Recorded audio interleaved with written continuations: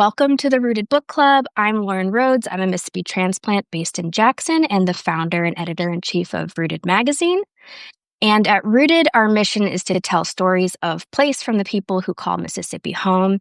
And the book club is an extension of that mission, where we celebrate writers with a connection to the South and books that explore place and home, which I cannot think of a more perfect example than World Without End. Tonight, Martha Park is joining us to talk about her debut collection of essays and illustrations, World Without End. The book is lyrical, it's incredibly well researched, and in it, Martha grapples with the thorny questions of our time: climate crisis, spirituality, motherhood, Southern identity. Martha's a writer and illustrator from Memphis, Tennessee. She received an MFA from the Jackson Center for Creative Writing at Hollins University, and she's received fellowships and grants from the Religion and Environment Story Project, Virginia Center for the Creative Arts, and the Economic Hardship Reporting Project.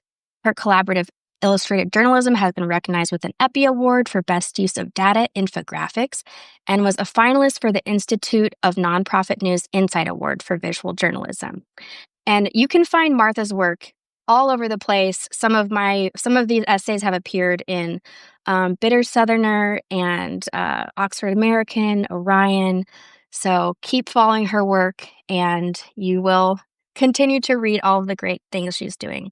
So welcome, Martha. Thank you so much for being here. Thank you so much for having me. Thanks, y'all, for listening in. And it's our first time on Substack Live, so I think it's working great so far, and hopefully everyone has a good time. And Martha, you have a Substack as well, so I think people can just link to your Substack from this conversation or from our recording too when it gets out.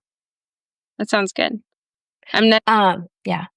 but I hope to return to it. I have like a notes app specifically for stuff I want to do on Substack because I think it's such a fun venue, but it's like the first thing to go when things get crazy. Well, you've published some great comics there, like some illustrated comics about motherhood and writing creativity that since I've subscribed to you at least. So yeah, I'm glad that you're on Substack. Yeah, it's so fun. It's the perfect space for that kind of comic format, how everything you can just kind of read it in this long scroll. And it's kind of like having that format has helped me realize what little snippets of things in my brain I want to turn into a comic versus something else. It's like you kind of find like, oh, this is the container I've been looking for. It's really nice.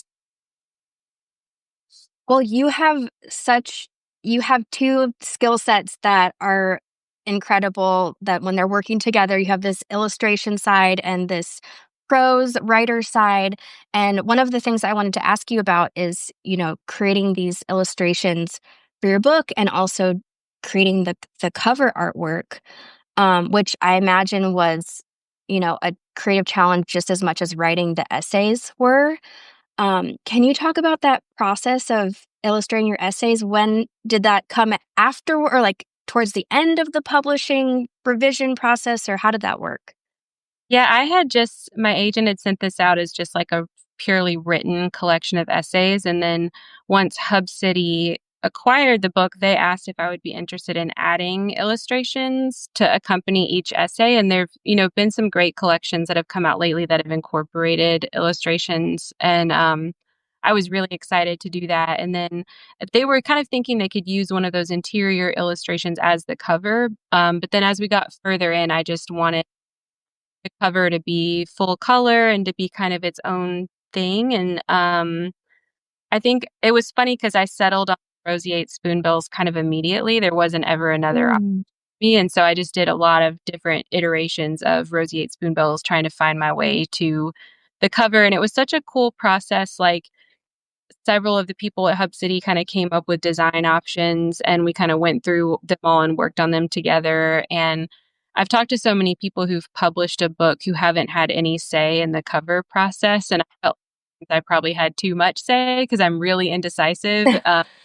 And I just could not choose one over the other. But it was so cool to have it be such a like energetic, collaborative process that I was like in on it. And it was just a dream. Like I still look at it and like that's the part I can't get over. I'm like, that is so cool.